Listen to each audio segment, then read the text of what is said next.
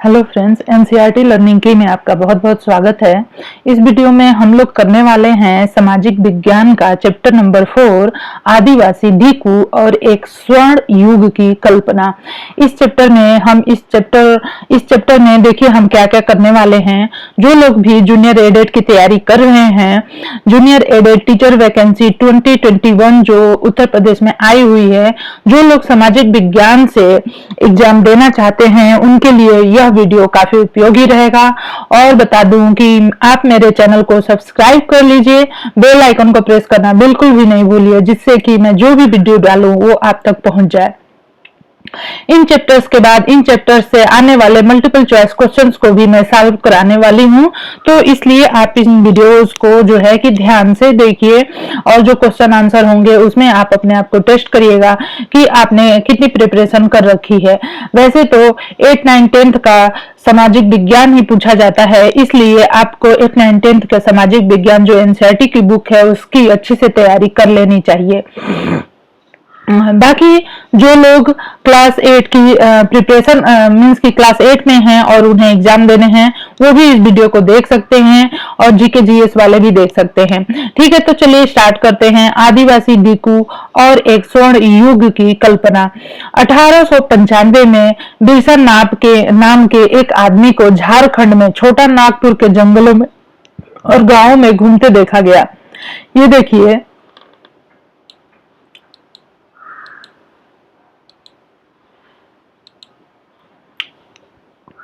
यहाँ पे बात हो रही है कि 1895 में जो है 1895 में बिरसा नाम का एक आदमी जो था, बिरसा नाम का एक आदमी झारखंड के छोटा नागपुर के जंगलों और गांव में घूमते देखा गया। ठीक है, झारखंड जो है वो वहां पे जो छोटा नागपुर है के जंगलों में घूमते देखा गया। लोग कहते थे उसके पास चमत्कारी शक्तियां हैं, वो सारी बीमारियां दूर कर सकता था और अनाज की छोटी सी ढेर को कई गुना बढ़ा देता था। बिरसा ने खुद यह ऐलान किया था कि उसे भगवान ने लोगों की रक्षा और उनको डीकुओं बाहरी लोगों की गुलामी से आजाद कराने के लिए भेजा है। कुछ समय के भीतर हजारों लोग बिरसा के पीछे चलने लगे। वे उसे भगवान मानते थे। उन्हें यकीन था कि वह उनकी समस्याएं दूर करने आया है। बिरसा जो था उसका जन्म एक मुंडा परिवार में हुआ था। मुंडा एक जनजातीय समूह है जो छोटा नागपुर में रहता है। बिरसा के जो समर्थकों में इलाके के दूसरे आदिवासी, संथाल और उरांव भी शामिल थे। ये सभी अपने आसपास आ रहे बदलाव, अंग्रेजी शासन के कारण पैदा हो रही समस्याओं से बेचैन थे। उनकी परिचित जीवन पद्धति नष्ट होती दिखाई दे रही थी, आजीविका खतरे में थी, धर्म छिन्न भिन्न हो रहा था। बिरसा किन समस्याओं को हल करना चाहता था? अब यहाँ पे हम देखेंगे कि बिरसा किन समस्याओं को हल करना चाहता था। जिन्हें डीकू कहा जा रहा था वे बाहरी लोग कौन थे? उन्होंने इलाके के लोगों को गुलाम कैसे बना लिया था? जो डीकू थे, जो बाहरी लोग थे, उन्हीं को डीकू कहा जाता था और उन लोगों ने इस इलाके के लोगों को गुलाम बना लिया था। अंग्रेजों के राज्य में आदिवासियों के साथ क्या हो रहा था, इन सारी चीजों के बारे में हम देखेंगे। कोई भी एरिया है, कोई भी धरती पे कोई भी जगह है, जब वहां पे बहुत ही ज्यादा रहने वाले जो जनजाति हैं उनके साथ बहुत अत्याचार होने लगता है, तो क्या होता है कि विद्रोह होता ही है और फिर वो जो है और लोग जो है खुद को आजाद कर लेते हैं। ठीक है, पिछले साल हमने ये क्लास 7 में आपने ये पढ़ा है, ज्यादातर कबीलों के रीति रिवाज रस्में ब्राह्मणों द्वारा निर्धारित रीति रिवाजों और रस्मों से बहुत अलग थी। इन समाजों में ऐसे गहरे सामाजिक भेद भी नहीं थे जो जाति पर आधारित समस्याओं में दिखाई देते हैं। एक कबीले के सारे लोग जो थे कुटुंब के बंधनों में बंधे होते थे, लेकिन इसका यह मतलब भी नहीं था कि आदिवासियों के बीच कोई आर्थिक और सामाजिक फर्क नहीं था। अब यहाँ पे हम देखते हैं जनजातीय समूह किस तरह जीते थे। ये जो लोग थे ये अपना जीवन यापन किस तरह से करते थे। 19वीं सदी तक देश के विभिन्न भागों में आदिवासी तरह तरह की गतिविधियों में सक्रिय थे। कुछ झूम खेती करते थे। झूम खेती कौन करते थे? इनमें से कुछ समुदाय झूम खेती करते थे। झूम खेती घुमंतु खेती को कहा जाता है। इस तरह की खेती अधिकांशतः जंगलों में छोटे छोटे भूखंडों पर की जाती थी। ये लोग जमीन तक धूप लाने के लिए पेड़ के ऊपरी हिस्से को काट देते थे और जमीन पर उगी घास फूस जलाकर साफ कर देते थे। इसके बाद वे घास फूस के जलने पर पैदा हुई राख को खाली जमीन पर छिड़क देते थे। इस राख में पोटास होती थी जिससे मिट्टी उपजाऊ हो जाती थी। वे कुल्हाड़ों से पेड़ों को काट देते थे, कुदालों से जमीन की ऊपरी सतह को खुरच देते थे। वे खेतों को जोतने, बीजों को रोपने के बजाय उन्हें बस खेत में बिखेर देते थे। जब एक बार फसल तैयार हो जाती थी तो उसे काटकर वे दूसरी जगह के लिए चल पड़ते थे। जहां से उन्होंने अभी फसल काटी थी वह जगह कई साल तक परती पड़ी रहती थी। घुमंतु किसान जो मुख्य रूप से थे वो पूर्वोत्तर और मध्य भारत की पर्वतीय व जंगलों पट्टियों में रहते थे। इन आदिवासी समुदाय की जिंदगी जंगलों में बेरोक टोक आवाजाही और फसल उगाने के लिए जमीन और जंगलों के इस्तेमाल पर आधारित थी। वे केवल इसी तरीके से घुमंतु खेती कर सकते थे। हाँ, साल जो है एक पेड़ होता है, महुआ एक फूल जिसे खाया जाता है। यह शराब बनाने के लिए इस्तेमाल किया जाता है। यहाँ पे हम देखेंगे कुछ शिकारी और संग्राहक थे। ये जो आदिवासी थे इनमें से कुछ खेती करते थे और कुछ जो है कि शिकारी थे और कुछ संग्राहक थे। बहुत सारे इलाकों में आदिवासी समूह पशुओं का शिकार करके और वन्य उत्पादनों को इकट्ठा करके अपना काम चलाते थे। वे जंगलों को अपनी जिंदगी के लिए बहुत जरूरी मानते थे। उड़ीसा के जंगलों में रहने वाला खुंड समुदाय इसी तरह का एक समुदाय था। इस समुदाय के लोग टोलियां बनाकर शिकार पर निकलते थे और जो हाथ लगता था उसे आपस में बांट लेते थे। वे जंगलों से मिले फल और जड़ें खाते थे। खाना पकाने के लिए वे साल और महुआ के बीजों का तेल इस्तेमाल करते थे। इलाज के लिए वे बहुत सारी जंगली जड़ी बूटियों का इस्तेमाल करते थे। जंगलों से इकट्ठा हुई चीजों को स्थानीय बाजार में बेच देते थे। जब भी स्थानीय बुनकरों, चमड़ा कारीगरों को कपड़ा व चमड़े की रंगाई के लिए कुसुम और पलाश के फूलों की जरूरत होती थी तो वे खुंड समुदाय के लोगों से ही कहते थे। इन समुदाय को चावल अन्य अनाज कहाँ से मिलते थे? कई बार तो चीजें अदला बदली से काम चल जाता था। वे मीन्स कि अगर कोई फूल उगा रहा है तो फूल देगा, कोई चावल उगा रहा है तो चावल देगा, अदला बदली कर लेते थे। वे अपनी कीमती वन उत्पादों के बदले जरूरत की चीजें ले लेते थे। कई बार उन्हें जरूरी चीजें खरीदने के लिए अपनी मुट्ठी भर आमदनी का सहारा लेना पड़ता था। उनमें से कई लोग आसपास के गांव में नौकरी भी करते थे। कोई बोझ ढोता था तो कोई सड़क निर्माण कार्यों में नौकरी करता था। कई आदिवासी खेत मजदूर थे। जब वन उत्पादन कब पड़ जाते थे तो आदिवासियों को मजदूरी के लिए ज्यादा भटकना पड़ता था। लेकिन उनमें से बहुत सारे समुदाय जैसे मध्य भारत के बैगा औरों के लिए काम करने से कतराते थे। बैगा खुद को जंगल की संतान मानते थे। वे केवल जंगल की उपज पर ही जिंदा रह सकती है। मजदूरी करना बैगाओं के लिए अपमान की बात थी। जो चीजें आसपास पैदा नहीं होती थी उन्हें हासिल करने के लिए आदिवासियों को खरीद फरोख्त करनी पड़ती थी। इसी वजह से वे कभी कभी व्यापारियों महाजनों पर आश्रित हो जाते थे। व्यापारी बेचने की चीजें लेकर आते थे, भारी कीमत पर चीजें बेचते थे। सूदखोर महाजन भी आदिवासियों को कर्ज देते तो थे लेकिन उनका ब्याज बहुत ज्यादा होता था। इस तरह बाजार और वाणिज्य के ने आदिवासियों को कर्ज और गरीबी में ढकेल दिया था। अब समझ में आया। लिहाजा वे महाजनों व्यापारियों को बाहरी शैतान और अपनी सारी मुसीबतों की जड़ मानने लगे थे। कुछ जानवर पालते थे। ये लोग जो हैं कि बहुत ही सीधे साधे और सच्चे थे और वो जितना उन्हें मिलता था उसमें वो अपना जीवन यापन कर लेते थे। लेकिन वहां से कुछ चीजों को खरीदने के लिए जो बाहरी महाजन व्यापारी आते थे वो बहुत ही ज्यादा पैसे लेते थे और उन्हें बहुत परेशान करते थे। बहुत सारे आदिवासी समूह जानवर पाल कर अपनी जिंदगी चलाते थे। वे चरवाहे थे जो मौसम के हिसाब से मवेशी और भेड़ों के रेवड़ लेकर यहाँ से वहां जाते रहते थे। जब एक जगह घास खत्म हो जाती थी तो वे दूसरे इलाके में चले जाते थे। पंजाब के पहाड़ों में रहने वाले बन गुज्जर, आंध्र प्रदेश के लबाड़िया आदि समुदाय गाय भैंसे को झुंड पालते थे। कुल्लू के गद्दी समुदाय के लोग गडेरिया थे।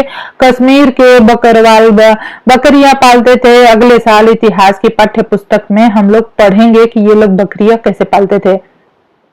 अब यहाँ पे ये जो दिया गया है कि ये लोग जो है किस तरह से अपने कार्य को करते थे। क्या आपने कभी इस बात पे ध्यान दिया है कि विभिन्न प्रकार के समाज में रहने वाले लोगों की काम और समय के बारे में समझदारी एक जैसी नहीं होती। विभिन्न क्षेत्रों में रहने वाले घुमंतु आदिवासी और शिकारियों की जिंदगी एक खास क्रम और मर्द औरत के बीच कामों के बंटवारे से चलती थी।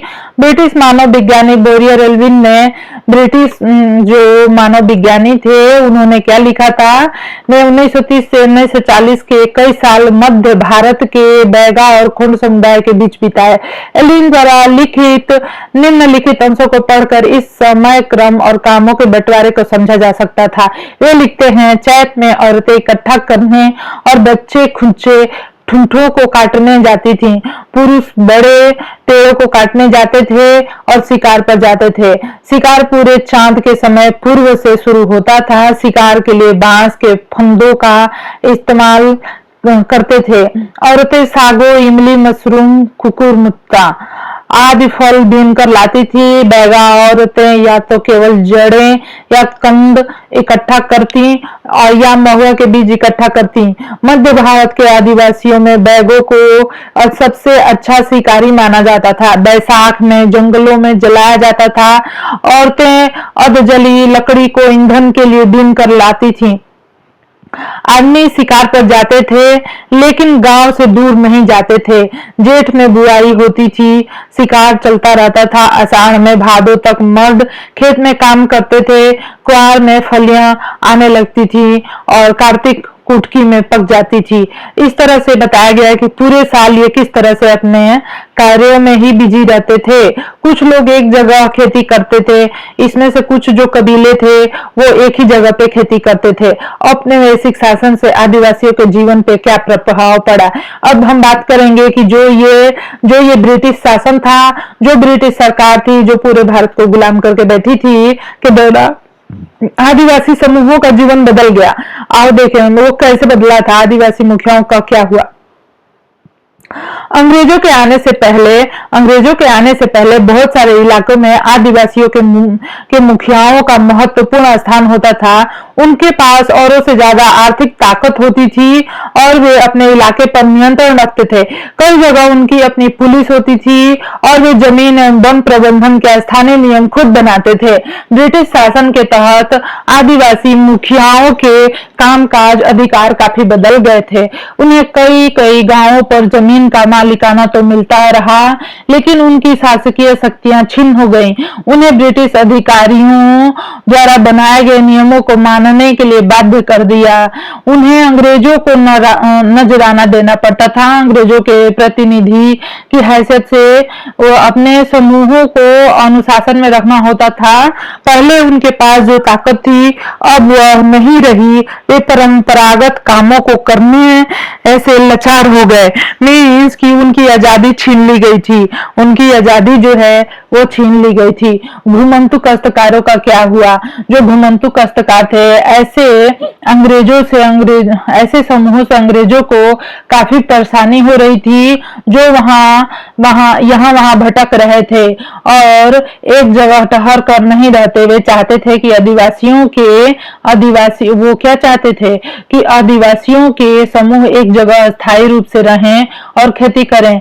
अस्थायी रूप से एक जगह रहने वाले किसानों को नियंत्रित करना आसान था।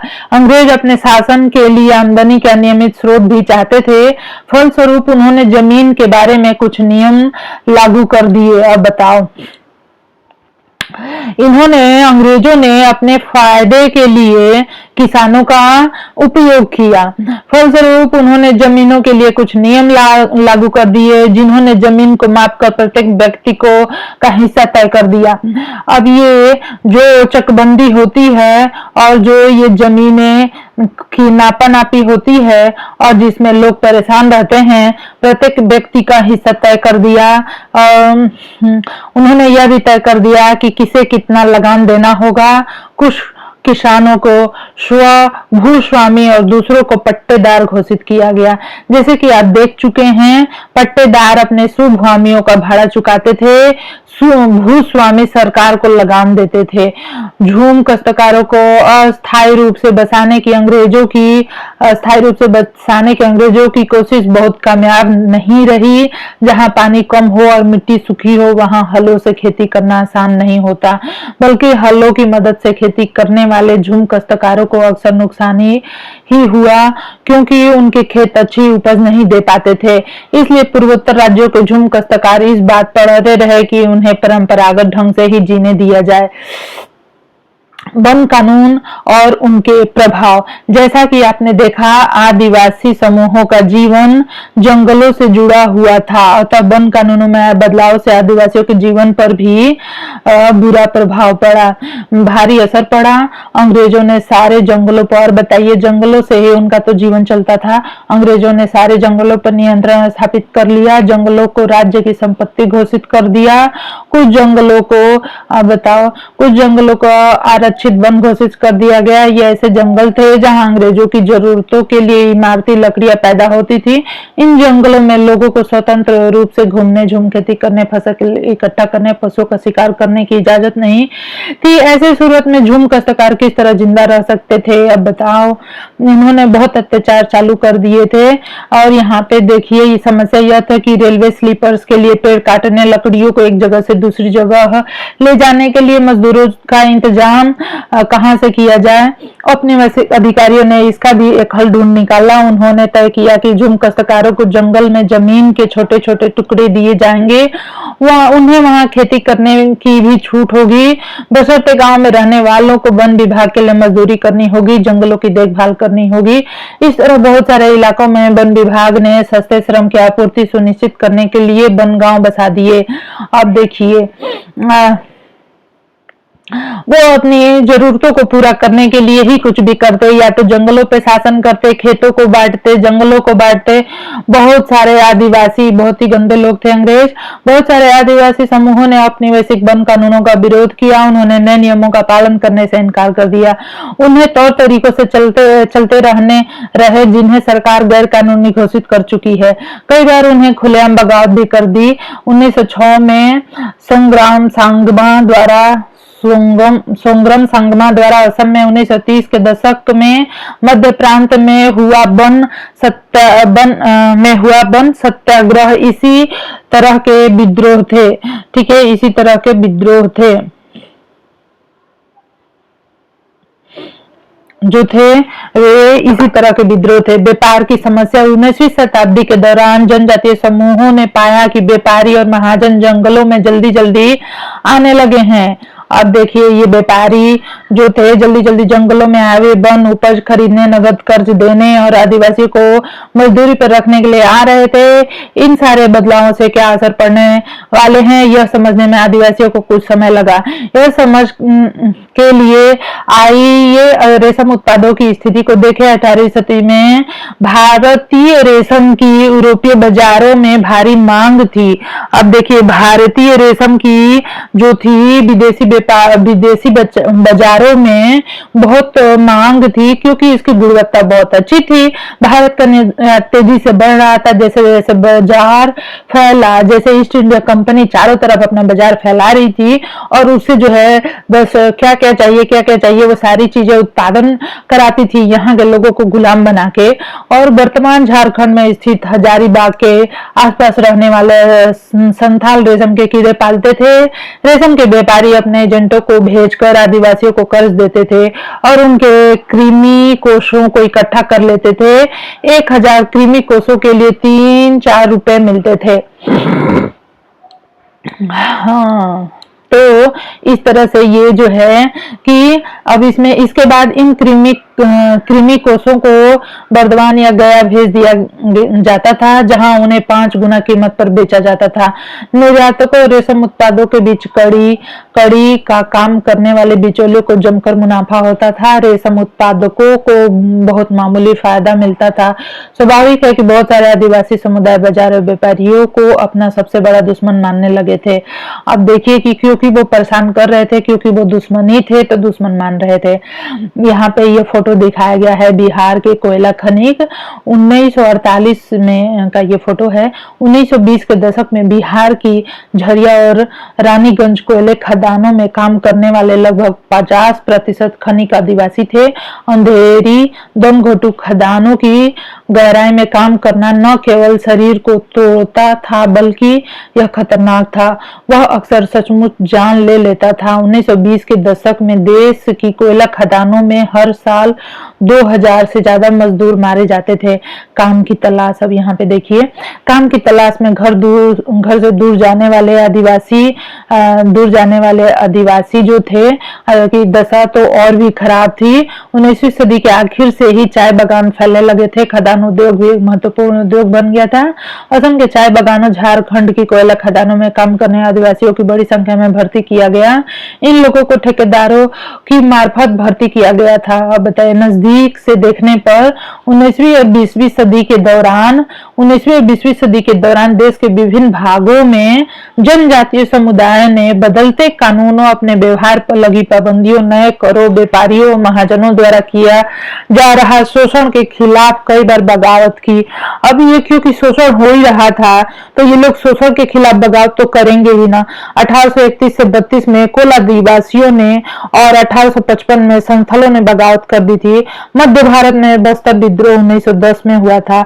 1940 में महाराष्ट्र में बरली विद्रोह हुआ था। बिरसा जिस आंदोलन का नेतृत्व कर रहे थे वह भी इसी तरह का विद्रोह था। अब चलिए हम लोग बिरसा के बारे में पढ़ेंगे। बिरसा मुंडा का जन्म जो है 1870 के दशक के मध्य में हुआ। ठीक है, उनके पिता गरीब थे। बिरसा बचपन से भेड़ बकरियां चराते, बांसुरी बजाते और अखाड़ों में नाचते गाते बीत रहा था उनका समय। उनकी परवरिश मुख्य रूप से बोहड़ा के आसपास के जंगलों में हुई। गरीबी से लाचार बिरसा के पिता को काम की तलाश में जगह जगह भटकना पड़ता। लड़कपन में ही बिरसा ने अतीत में हुए मुंडा विद्रोह की कहानियां सुन ली थी। उन्होंने कई बार समुदाय के सरदारों को विद्रोह का आह्वान करते देखा। बिरसा के समुदाय के लोग ऐसे स्वर्ण युग की बात किया करते थे जब मुंडा लोग भिकियों के उत्पीड़न से बुरी तरह आजाद थे।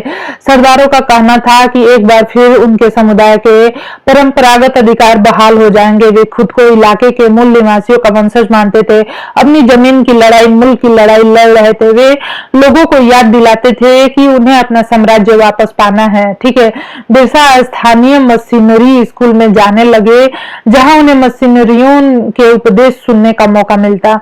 वहां भी उन्होंने यही सुना कि मुंडा समुदाय स्वर्ग का साम्राज्य हासिल कर सकता है, कि मुंडा समुदाय जो है स्वर्ग का साम्राज्य हासिल कर सकता है और अपने खोए हुए अधिकार वापस पा सकता है अगर वे अच्छे ईसाई बन जाएं और अपनी खराब आदतें छोड़ दें तो ऐसा हो सकता है। बाद में बिरसा ने एक जाने माने वैष्णव धर्म प्रचारक के साथ भी कुछ समय बिताया। उन्होंने जनेऊ धारण किया, शुद्धता और दया पर जोर दिया। अपनी किशोरावस्था में बिरसा जिन विचारों के संपर्क में आए उनसे वह काफी गहरे तौर पर प्रभावित हुए। बिरसा का आंदोलन आदिवासी समाज को सुधारने का आंदोलन था। उन्होंने मुंडाओं से आह्वान किया कि वे शराब पीना छोड़ दें, गांव को साफ रखें और डायन व जादू टोटने में विश्वास न करें। यहाँ ध्यान देने वाली बात यह है कि बिरसा ने मशीनरी और हिंदू जमींदारों का भी लगातार विरोध किया। वह उन्हें बाहर का मानते थे जो मुंडा जीवन शैली को नष्ट कर रहे थे। 1895 की बात है। 1895 में बिरसा ने अपने अनुयायियों का आह्वान किया कि वे अपने गौरवपूर्ण अतीत को पुनर्जीवित करने के लिए संकल्प लें। वे अतीत के एक ऐसे स्वर्ण युग, सतयुग की चर्चा करते थे जब मुंडा लोग अच्छा जीवन जीते थे, तटबंध बनाते थे, कुदरती झरनों को नियंत्रित करते थे, पेड़ और बागान लगाते थे, पेट पालने के लिए खेती करते थे। उस काल्पनिक युग में मुंडा अपने बिरादरों, रिश्तेदारों का खून नहीं बहाते थे, वे ईमानदारी से जीते थे। बिरसा चाहते थे कि लोग एक बार फिर अपनी जमीन पर खेती करें, एक जगह टिक कर रहें और अपने खेतों में काम करें। अंग्रेज अंग्रेजों को बिरसा के राजनीतिक उद्देश्यों से बहुत ज्यादा परेशानी थी। यह आंदोलन मशीनरियों, महाजनों, हिंदू भूस्वामियों, सरकार को बाहर निकाल कर बिरसा के नेतृत्व में मुंडा राज्य स्थापित करना चाहता था।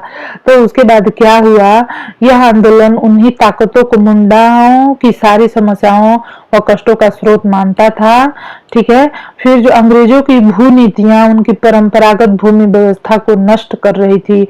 हिंदू भूस्वामी और महाजन उनकी जमीन छीनते जा रहे थे और मशीनरी उनकी परंपरागत संस्कृति की आलोचना करते थे। जब आंदोलन फैलने लगा तो अंग्रेजों ने सख्त कार्रवाई का फैसला लिया।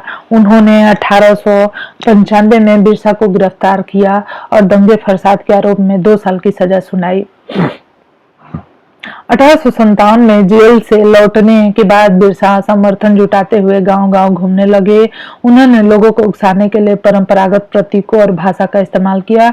वे आह्वान कर रहे थे कि उनके नेतृत्व में साम्राज्य की स्थापना हो के लिए रावण और दीकू रूपों को तबाह कर दें। बिरसा के अनुयायी दीकू और यूरोपी सत्ता के प्रतीकों को निशान बनाने लगे। उन्होंने थाने और चर्चों पर हमले किए।